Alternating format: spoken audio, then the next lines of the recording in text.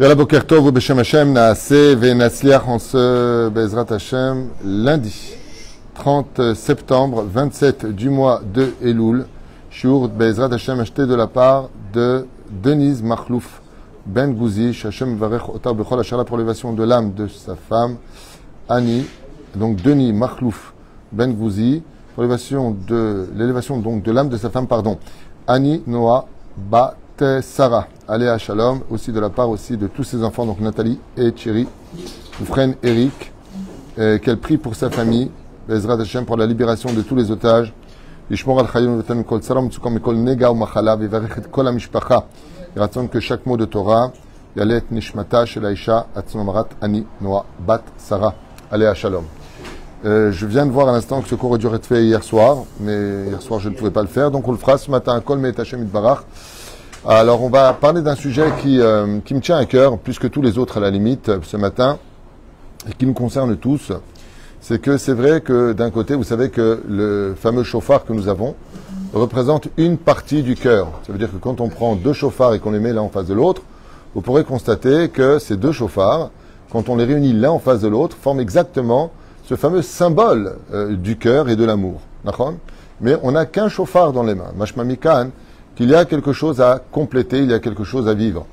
Et cela vient nous enseigner de façon assez ésotérique, que je dirais vraiment très très spirituelle, c'est que la Torah qui nous a été donnée, quand on rentre dans la fête de Rosh Hashanah, on a un travail, comme l'explique Rabbi Nachman dans son livre L'Écouté Etzot, sur le char à Menouim. Là-bas, il dit il est impossible d'être juif, de pratiquer réellement sans pratiquer réellement la Torah. C'est-à-dire que si tu ne vas pas étudier la Torah et tu la mets en pratique, eh bien, comme on le fait dans la série La vie du juif, elle est empreinte d'une direction très, très, très précise de ce que l'on a le droit de penser, ce qu'on a le droit de dire, ce qu'on a le droit de faire, ce qu'on n'a pas le droit de penser, ce qu'on n'a pas le droit de dire, et ce que l'on n'a pas le droit de faire avec toutes sortes de mitzvot qui s'accomplissent au fur et à mesure des besoins de la vie du juif ou de l'organisation de la vie du juif. Les tefilines le matin après Modéani le Fanecha, on a l'obligation de fixer un temps d'étude à la Torah et de faire les bénédictions. Si maintenant tu as soif, une bénédiction avant et une bénédiction après si tu as bu la quantité. Birkat Amazon si tu as mangé minimum 25 grammes de pain. C'est-à-dire que tout est vraiment ordonné avec un système de vie où vraiment le juif, à l'image du code de la route, eh bien, devra ici s'arrêter, ici devra passer, là il faut rouler un peu moins vite, là on peut rouler un peu plus vite. Le code du bonheur de la vie du juif, c'est sa Torah et ses mitzvot. Et sans cela, eh bien, il ne pourra pas l'accomplir car, de toute façon, c'est la seule chose au monde qu'il prendra avec lui quand il partira de ce monde. Comme vous le savez, on l'a déjà dit, redit et redit, on ne se souvient réellement des personnes qui étaient dans la Torah et les mitzvot. La famille s'en rappelle, mais après, les enfants, petits-enfants, arrière-petits-enfants, on oublie facilement dans toutes les familles du monde entier qui était cette personne, sauf si elle a laissé une fierté, une lumière qui était sa pratique de la Torah et des mitzvot. Mais ça représente que la première partie du chauffard qu'on tient dans les mains. Pourquoi est-ce qu'on tient dans les mains le chauffard ? Dans la main droite, le tokea, il sonne de ce chauffard pour dire que les mitzvot, comme c'est marqué, Ashrei Ishacher Yotze im Talmudo Beyado, heureux le juif qui sortira avec le Talmud dans ses mains. Ne sois pas un juif spirituel qui croit qu'il suffit simplement d'aimer Dieu dans son cœur sans pratiquer. Ce n'est pas valable. À l'image de l'homme qui refuse de s'engager au mariage, mais en fin de compte, il a ce qu'il veut, c'est-à-dire qu'il touche sa fiancée, il va avec. Il n'a pas besoin de chercher vite à se marier puisqu'il obtient avant le mariage, qu'il aurait dû obtenir après le mariage. Et donc, il n'est pas pressé de s'engager dans la responsabilité qu'engage le mariage. Et c'est exactement la même chose dans la vie d'un juif qui, d'un côté, veut tout de Dieu, donne-moi la parnassa, donne-moi la santé, mais moi, par contre, je ne m'engage dans rien. C'est pas parce que je mets pas les tefilines que j'aime pas Dieu, c'est pas parce que je fais pas Shabbat que j'aime pas Dieu, et Dieu lui répond, très bien, mais à l'image de la fiancée, qu'est-ce qu'elle fait la fiancée quand l'homme refuse de s'engager? Elle lui dit goodbye, j'ai l'impression de perdre mon temps avec toi, tu dis que tu m'aimes, mais tu ne le prouves pas par des actes. Ce qui fait que aimer, dans la Torah, ça se fait par des actes, il faut tenir nos mitzvot, d'où le son du chauffard, qui est capable de déplacer Dieu, mais qui sait din, les qui sait rachamim, du trône de justice au trône de miséricorde, parce qu'on tient justement le chauffard qui est fait de cornes. C'est une corne d'un animal pur, comme vous le savez, sauf la vache, on n'a pas le droit. Et ce son du chauffard, eh bien, il retentit. Pour dire que chaque fois qu'un juif pratique une mitzvah dans ce monde, même si ce n'est pas audible pour lui, dans le monde d'en haut, ça fait comme un énorme bruit de chauffard. Les anges, chaque fois qu'un juif fait une mitzvah, ce serait comme une espèce d'explosion dans les mondes supérieurs, dans les mondes parallèles, bémet, qui font trembler les anges à un tel point que il faut savoir que les anges sont jaloux, ainsi que les démons sont jaloux de l'accomplissement des mitzvot des juifs. Quand un juif fait la Torah des mitzvot, Pashut, Meod, il faut savoir que dans le monde parallèle, il y a une espèce de kin-a très importante, d'où d'ailleurs le fait de ne jamais laisser un mort quand il est décédé seul, parce que les esprits viennent sentir, viennent même lécher la valeur des mitzvot qui restent sur nos membres, comme quelqu'un qui avant de mourir aurait mis une tzedaka. Il faut savoir que ses doigts sont empreints de lumière, et cette lumière est une nourriture spirituelle pour les mondes parallèles. D'où l'importance de Bezrat Hashem. C'est pour ça que, d'ailleurs, les saints d'Israël, ceux qui ont marqué notre histoire, eh bien, excusez-moi, sont avec un corps qui est kadosh. Leur corps est kadosh. On embrasse leur corps comme si c'était une mezouza, lama. Pas parce que leur corps il est kadosh, il n'y a rien de kadosh dans un corps dans l'absolu, mais parce que comme leur corps a pratiqué la Torah et les mitzvot toute leur vie, alors il y a une kedusha de cet accomplissement. On a même vu d'ailleurs sur le domaine historique que des vêtements qui avaient appartenu à des tzadikim, les lunettes qu'avait le pneu Yoshua, vous connaissez très bien son histoire dans la yeshiva, de cet homme qui avait perdu la vue et qui un jour, alors qu'il cherchait son talmud qui lui avait coûté extrêmement cher parce qu'il était en braille, et il vient, il met la main au-dessus de la bibliothèque et au lieu de sortir son talmud, il sent, excusez-moi, un autre talmud, et il dit ça, c'est bizarre, il le sort, et puis il voit qu'il y a quelque chose dedans, il voit qu'il y a une paire de lunettes, alors il dit, tiens, c'est bizarre, qui c'est qui aurait oublié ses lunettes, et en les mettant, il retrouve la vue 6 sur 6. Il les enlève, il voit rien. Il remet Makara.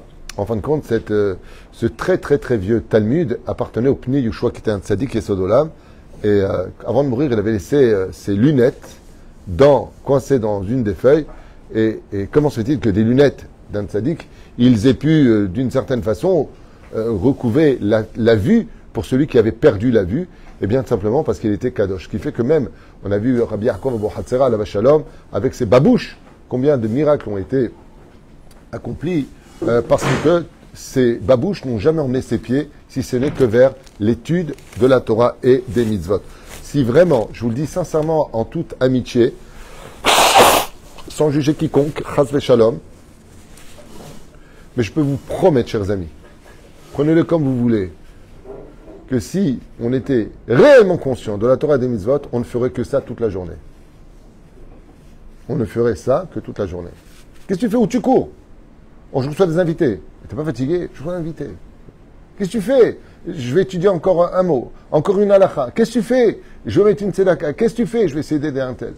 Si on savait le salaire de chaque mitzvah, le chauffard qu'on n'entend pas toute l'année, de chacune des pensées positives, des pensées de Torah, des paroles de Torah, des actions de Torah, si on savait, si on voyait, personne ne serait en train de faire quoi que ce soit. Il n'y aurait pas une personne qui regarderait un film. Personne ne sortirait même pas se promener. Pourquoi déjà Kadosh Baruch Hu, il a caché les choses? Pour qu'on reste encore un peu humain. C'est quelque chose d'incroyable. Mais dans le monde d'en haut, qu'est-ce qu'on fait dans le monde d'en haut? Pour l'éternité, qu'est-ce qu'on fait? T'es hors du corps, qu'est-ce que tu fais? Ça va, toi, ça va, ça va. Il n'y a pas de bistrot, il n'y a pas de café, il n'y a pas de cinéma, il n'y a pas de ceci. Qu'est-ce qu'on fait? On jouit de la Torah et de la lumière des mitzvot. C'est une nourriture, mais on ne peut pas le comprendre de nos jours. Une fois, j'avais posé la question à Rabbi Moshe Ederi Zatzal, qui m'avait dit que ça lui arrivait, ça m'avait été d'ailleurs confirmé par son épouse à l'époque, de s'enfermer pendant 2 semaines dans sa chambre. 2 semaines, sans boire et sans manger. Sa femme ne pouvait pas rentrer.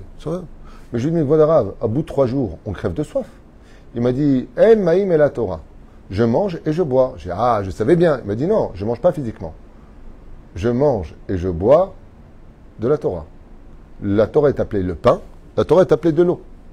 Comme on avait dit une fois au Baal Shem Tov, à la Shalom, le Baal Shem Tov, on dit, Vodara, vous jeûnez de Shabbat à Shabbat, j'ai jamais jeûné. J'ai peut-être oublié de manger et de boire. Quand j'étudie, je ne pense pas ni à boire ni à manger. Comme Aran Aravadia Yosef, une fois j'ai raconté ça, quand j'allais à ses cours à Moussaïov, ouais, on lui servait un thé au début du cours. Et pendant tout le cours, pendant 1h30 de cours, il prend le thé, il le lève, il le repose. Il prend le thé, il le lève, et fait la bracha et boit. Non, il était concentré dans ce qu'il disait. Il avait envie de boire, on voyait qu'il prenait le verre. À la fin, il se levait, il n'a pas touché le verre de thé. Kachaya, Maran Arav Ovadia Yosef. Pourquoi? C'est pas qu'il veut pas boire, c'est pas qu'il veut pas. Il est occupé à l'étude de la Torah. Et pour vous dire que les gens qui ont le mérite de goûter réellement à la valeur de la Torah et des mitzvot, c'est fou parce que quand ils étudient, et quand ils sont en vacances, ils étudient. Alors je dis, comme mon rave, quand il finit au bout de 18 heures d'études au Beth Midrash, quand il se lève, il revient à la maison. Alors des fois j'accompagnais, il arrive à la maison, qu'est-ce qu'il fait? Il s'assoit sur le fauteuil, il prend un livre et il étudie. Je dis, mais vous n'avez pas de pause? Il me dit, voilà, je me repose. C'est-à-dire que la vraie valeur de la Torah, on a du mal vraiment à la capter, à comprendre. Si les femmes savaient, pour préparer le pain de Shabbat, pour le kissoui, pour la tsniout, pour le fait de juger favorablement, le salaire qu'elles avaient, mais elles danseraient. Il n'y aurait pas d'ogmat nefesh, il n'y aurait pas de boue dans le cœur. On serait heureux de vivre la Torah et les mitzvot. Seulement, on ne le sait pas. On ne le sent pas. Et c'est là qu'il tout donne mérite. Parce que si on le savait, on n'aurait plus de mérite. Oufren, c'est la première partie du cœur. Ce qu'on appelle cette espèce de corne qui est capable de faire du bruit qu'on tient dans la main, c'est l'accomplissement de la Torah et des mitzvot. Mais il existe l'autre partie qui, par contre, elle, est complètement transparente. Cette mitzvah-là de la transparence qu'on ne tient pas dans les mains, vous savez que le cœur, quand on le symbolise, c'est un et l'autre. Donc ça, c'est le premier chauffard, mais l'autre, il est où? Pourquoi est-ce qu'on ne tiendrait pas deux chauffards qui symbolisent l'amour? Car Dieu, par amour pour le peuple d'Israël, Mechapé al Peshav, Dieu, il surmonte sa colère par amour pour le peuple d'Israël, comme une maman va surmonter sa colère parce qu'elle aime son fils, elle ne veut pas le perdre malgré tout, même si c'est assimilé, même si elle l'aime au fond d'elle. C'est dur de se séparer. Les enfants n'ont pas trop de problème de jeter les parents.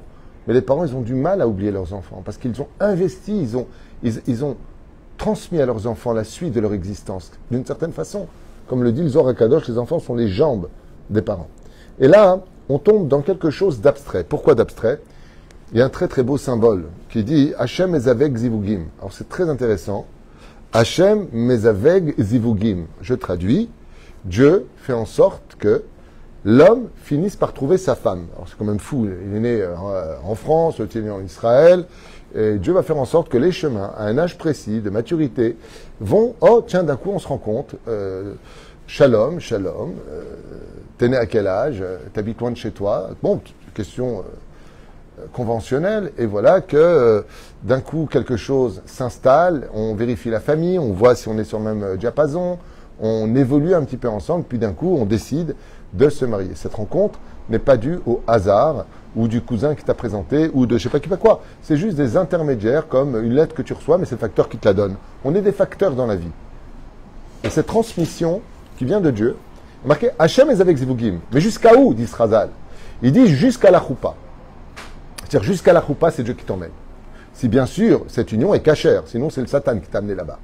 Tu te maries mixte ou tu te maries chazvé shalom avec un interdit de la Torah, un Kohen avec une divorcée, tu te fais un mariage avec un rabbin réformiste, parce qu'aucun rabbin normal, tu te marieras un Kohen avec une divorcée ou une juive qui malheureusement a connu un non-juif et qui veut se marier avec un Kohen, elle est assoura, elle n'a pas le droit. Eh bien, si c'est Hachem, donc ce mariage est cachère, il faut savoir que jusqu'à la choupa, il t'amène, mais pas après. D'où est-ce qu'on ne sait pas après? Maseret Sota Yudzaïn. Là-bas, il y a marqué Zoug chez Zacha, Shrina Shrobenem. Oh oh, ça change. Le couple, s'il a du mérite, la Shrina continue avec eux. Si elle continue, c'est qu'elle s'arrête tout à la choupa. Jusqu'à la choupa, Dieu t'emmène. Et ensuite, c'est à toi de commencer à rouler ton chemin. C'est à toi de dire si tu veux continuer avec Dieu ou pas. Tu veux être Shomer Nida, tu veux manger cachère, tu veux une maison qui soit remplie de bonté, de livrets Torah, ou tu veux une maison de colère, d'insultes, de malédictions. Dieu il se barre, il reste pas avec toi. Donc, l'ozachita. Lama. Parce qu'à Kadosh Baruch Hu, c'est le moment où il passe d'acteur à spectateur. Jusqu'à la choupa, il est acteur. C'est lui qui fait les choses. C'est lui qui t'emmène. C'est pour ça d'ailleurs que je ne vois pas pourquoi les gens s'énervent toujours avant les choupotes. Préparer un mariage, c'est que du bonheur. Aujourd'hui, c'est devenu des guerres. Oui, je ne comprends pas pourquoi. Machem, je Au lieu de faire les choses sympathiques, bien, tout est devenu des guerres. Tu vois pas les torrents de Lachonara pour préparer un mariage. Alors que ça devrait être que du Mazel Tov. Ouais, enfin, ça, c'est un autre sujet. Ou Fren, quand maintenant, le créateur du monde, il t'emmène à la choupa, il s'assoit en tant que spectateur. Il attend que tu l'invites. Mashma, que c'est à toi d'agir. C'est à toi de savoir si tu veux une maison où il y aura du respect ou pas. C'est à toi si tu veux décider s'il y aura des cris ou pas. C'est à toi de décider s'il y aura de l'amour ou pas. C'est votre travail à vous. Je ne vais pas dire non plus quoi lui dire. Quoi, je vous l'ai déjà dit dans l'Ichot Lachon Hara, ou Motzi Shamra. Ah, c'est à toi d'agir. Si cette maison est dans la paix, l'harmonie, le respect de la Torah et des mitzvot, la Torah et des mitzvot, Ken, mais un abruti qui aurait dit à quelqu'un, mais alors vraiment, j'entends des choses, mais vraiment, avec tout respect que je dois à tout le monde, je peux plus. Il y a ce qui paraît, il y a quelqu'un qui aurait dit à une personne, m'a raconté, que pour le Shlom Bayit, on peut annuler la Nida. C'est-à-dire que l'homme, il a dit à sa femme, je ne veux pas que tu ailles au Mikvé, je veux plus la Nida. Et ils sont partis voir quelqu'un qui leur a dit, pour le Shlom Bayit, comment les gens ne comprennent rien à l'étude, vraiment, ça fait peur. Ouais. Pour le Shlom Bayit, laisse tomber la Nida, montre-moi les références. Moi, je te montre les références exactement du contraire. Mitzvah l'itgaresh. Je dis, bien sûr, il n'y a plus rien à faire. C'est un psaque du Rav Ovadia avec Shulchan Aruch, Choltishut, Meforash. Meforash. Le catholique l'itgaresh. Mitzvah l'itgaresh. Pas comme dire, mitzvah. Mais attention, là, ce que je dis, c'est pas vous le faites. Vous allez voir un Rav, un posek, vous allez voir un Dayan. Aval de dire que tu as le droit. Alors le mec qui dit à sa femme, je veux plus que tu sois de sa noix, sinon je divorce. Alors elle sort en petite jupe. Alors je ne veux plus manger cachère, sinon on divorce. Shem Ishmor Virachem. Comment on peut dire de telles ch'touillottes? Le Mesota où Dieu est dit, fasse mon nom pour le Shlom Bayit, c'est pas le Shlom Bayit, à proprement dit. C'est dans le cas où il y aurait un doute de tromperie de la femme et que le mari met kanebeshto. Et c'est utilisé n'importe comment. Shem Ishmor Virachem. Virachem, qui est toute misée. Il y a le travail qu'on doit faire nous-mêmes. Et pourquoi je vous ai parlé de ça? Tout simplement parce qu'il faut admettre que nous sommes à maintenant un compte à rebours important, on est lundi, et que mercredi soir, on rentre dans Rosh Hashanah. Il y a beaucoup de gens qui partent à Ouman, priez pour nous d'ailleurs, pour ceux qui ont le mérite d'aller chez Rabbeinu. Surtout, il y a Genokal Israël, Bezrat Hashem. Il y a des gens qui ont pris sur eux plein de mitzvot. Mais est-ce qu'ils ont changé le principal? Je vais m'expliquer. Le cœur, dans ce monde, c'est pas le principal. C'est la base. C'est-à-dire que d'avoir un bon cœur va me permettre, à l'image d'avoir un très bon terrain, de construire quelque chose de très puissant, de très haut. Ça, c'est la Torah des mitzvot. Altikre banaïch et la bonaïch. Ok. Si j'ai pas le champ, si j'ai pas un bon cœur, j'ai aucune Torah. Bah, tu as construit une maison, mais elle s'enfonce dans la boue. T'as pas de terrain. Si tu as un super terrain, tu as un bon cœur, mais tu n'as pas le chauffard dans les mains. Tu ne tiens pas la mitzvah dans les mains. Bah, tu as eu un super terrain, mais il n'y a rien de construit. Ça s'appelle un terrain vague. Tu es vagabond. Tu as un bon cœur comme un vagabond. Ce qui fait que d'un côté, on tient le chauffard qui représente une partie du cœur, c'est l'accomplissement de la Torah et des mitzvot. Chazak ou Baruch. Tu as pris sur une mitzvah. Chazak! Mais de l'autre côté, il y a quelque chose d'abstrait. Pourquoi? Parce que, comme le dit la Gemara, Rahamana Alibabaï, Dieu veut ton cœur. C'est pas à lui de travailler dans ton cœur. C'est à toi de travailler pour que Dieu rentre dans ton cœur. Que ton prochain rentre dans ton cœur. Regardez ce que nous dit la Mishnah dans Masechet Avot, d'une question que pose Rabbi Yochanan ben Zakkai à ses 5 élèves. Il leur dit comme ça, quelque chose qui devrait nous réveiller avant la fête. C'est où? Sortez et regardez. Quel est le chemin le plus adhérent pour faire la volonté d'Hachem dans ce monde? En d'autres termes, qu'est-ce qu'on doit le plus travailler? Rabbi Eliezer, il dit Aïn Tova. Il faut avoir un bon œil. Ça veut dire juger tout le monde avec un bon œil. Comme c'est marqué dans la Gemara, choisis toujours une femme qui a de beaux yeux. Ça veut dire quoi, de beaux yeux? Pérouche d'avoir qu'elle a des yeux d'amour, des yeux de chesed. Quand elle voit des gens, elle voit le bon côté, pas le mauvais côté. Ça, c'est Rabbi Eliezer. Il dit, tu veux que je te dise, la meilleure chose au monde qui puisse t'arriver, c'est avoir des bons yeux. Pas toujours regarder le mal des gens, et là le bien. Rabbi Yoshua lui dit, Chaver Tov. La plus belle chose qui puisse t'arriver, c'est d'avoir un vrai ami. Rabbi Yossé Omer, il dit Shachen Tov. Un bon voisin. C'est bizarre, mais c'est ça, j'ai déjà expliqué dans beaucoup d'autres cours de quoi est-ce qu'on parle. Rabbi Shimon Omer, Aro et Anolad.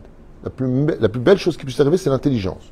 De voir la conséquence de tes actes dans ce monde. Rabbi Eliezer, il dit, Rabbi Eliezer, pardon, il dit, lève tov, un bon cœur. À Marlène, Rabbi Yochanan ben Zakkai leur dit, bon, excusez-moi de vous dire, mais tout ce que vous avez dit, ouais, est compris dans celui qui a un bon cœur. Celui qui a un bon cœur, tu peux être certain qu'il aura de bons yeux, tu peux être certain qu'il aura un bon voisin, tu peux être certain qu'il aura un bon ami, tu pourras être certain qu'il verra les conséquences de ses actes. En d'autres termes, le bon cœur, qui est la base de toute notre Torah, mais uniquement la base, parce que tu peux avoir des gens qui ont un très bon cœur, mais ils n'ont pas de mitzvot. Donc tu as un très bon chant, c'est bien. Donc tu as le shofar concret ou abstrait? Tu as un shofar qui est abstrait. Parce que le fait d'avoir un bon cœur n'appartient pas qu'aux juifs. Il y a aussi des non-juifs, des animaux qui ont des bons cœurs. Un chien, il a un bon cœur, qu'élève, comme le cœur. Il y a des animaux qui sont doux et gentils, fidèles plus que l'homme. Ce n'est pas relié à toi. La différence entre toi et l'animal, c'est que les animaux ont peut-être un bon cœur, mais ils ne peuvent rien construire, ils n'ont pas de mitzvot. Par contre, toi, de ce terrain, tu peux le changer, tu peux l'améliorer, tu peux l'évoluer, tu peux lui donner vie. Ce qui fait que oui, d'un côté, on tient le shofar, qui est l'accomplissement de la Torah des mitzvot, qu'on sonne à Rosh Hashanah. Quel mitzvah tu as appris sur toi? Quel changement tu vas prendre sur toi? Rosh Hashinouï, le changement, la tête du changement.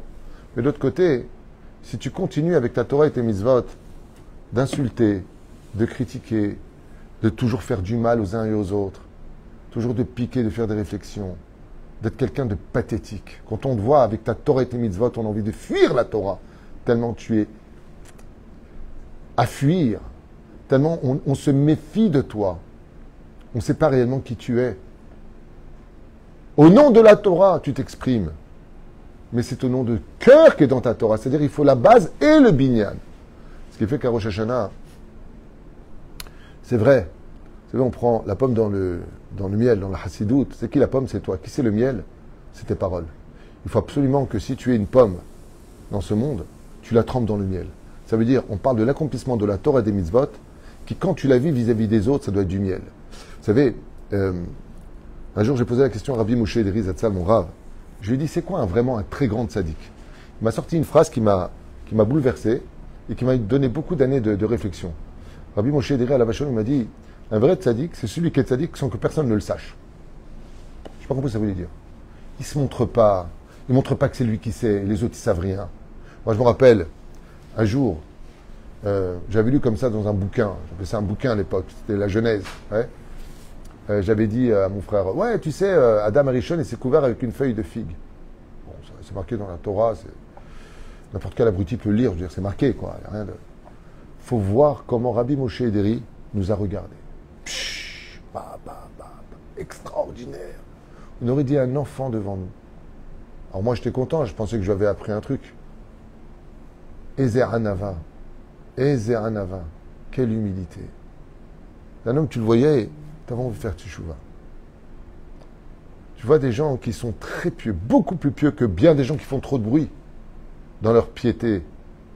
Mais tu vois dans leur comportement, tu as envie d'être comme eux. Tu as envie d'être comme eux. Parce qu'ils sont agréables. Partout où ils sont, c'est comme une lampe que tu déplaces avec toi. Ils sont la lumière de l'obscurité des autres. Ils sont gentils. Il faut attention de ne pas vexer. Quand ils parlent avec leur épouse, ce n'est pas des serpillères. Ils parlent avec un ton qui laisse la possibilité à l'autre de pouvoir créer le dialogue et pas le monologue. C'est extraordinaire d'avoir des midotes qui soient bonnes. Et vous verrez d'ailleurs que les gens qui sont les meilleurs sont très souvent critiqués. Moshe Rabbeinu a été critiqué, David Amelech a été critiqué. Milo, Shmuel Hanavi. Tout le monde a critiqué tout le monde. Parce que les gens sont jaloux des gens qui sont bons. Les gens sont jaloux de ceux qui ont un bon cœur. Les anges, c'est Rabbi Nachman qui dit ça. Il dit les Réchaïm, quand ils voient des hommes libres qui contrôlent leur pulsion animale, qui contrôlent leur colère, leur façon d'exister. Rabbeinu, il dit, ces gens qui n'y arrivent pas sont des gens qui sont en prison et qui en veulent à ceux qui sont en liberté. Et c'est quoi être un homme libre? C'est celui qui est capable de libérer du temps pour accomplir la Torah et les mitzvot, mais c'est surtout celui qui est capable de contrôler sa colère, ses émotions, ses envies, parce qu'il veut les vivre sans déranger l'autre. Et ça, c'est la grandeur, comme le dit le Shulchan Aruch, un homme qui a envie de son épouse, mais son épouse lui dit non, je ne peux pas ou je ne veux pas ce soir, ou peu importe. A-t-il le droit de la toucher? Pourquoi non? Parce qu'on ne fait pas une mitzvah sur le dos d'une avéra. C'est-à-dire, toi, tu fais quelque chose qui te plaît, mais tu vas contrarier l'autre. Comme une fois, il y avait la musique qui était forte. Le voisin est venu, il a dit, je sais que c'est en pleine journée, qu'il n'est pas 11h du soir, mais j'essaie juste de dormir, ma fille est fatiguée. Et l'autre, il a dit, ouais, bah, t'as bien compris, on a le droit de faire de la musique. Oh, Baba, tu peux descendre ta musique, s'il te plaît? Il vient de te parler que ça lui fait mal. Ça te fait rien? Il me dit, oui, mais la loi. On ne parle pas de la loi. On ne parle pas des halachot. Al-pi halakha, tu as raison. Mais au niveau de ton cœur, tu n'as pas raison. Il m'a dit, ah, vu comme ça, ouais, c'est vrai, le pauvre. La petite fille dont je vous parle, elle avait 7 ans. Elle est venue taper à la porte. Elle lui a dit, merci d'avoir baissé parce que j'avais mal à la tête. Il m'a dit, Toda Rav Tuito. Famille, c'est vrai qu'on a raison. Mais fais pas de mal. Si tu rentres à Rosh Hashanah avec ce miel et cette pomme, vous voyez, c'est les deux, pourtant les deux ont du sucre, et que tu les manges, alors Shana Tova, ou Metuka. Toi, tu as changé, tu as fait une mitzvah, mais tu es matok, parce que maintenant même les autres, ils goûtent le sucre de tes midot. C'est ce que je voulais partager avec vous, Bezrat Hashem, pour l'élévation de l'âme. Tu veux une chose, Abraham, je ne veux pas que ce soit très beau. Il faut vraiment qu'on apprenne à devenir meilleur entre nous. Mais il faut qu'on apprenne à être des gens sympathiques. Vous savez ce qui manque à la Géoula? Juste ce point-là. Dieu nous a donné un chauffard, c'est restreint par des lois précises.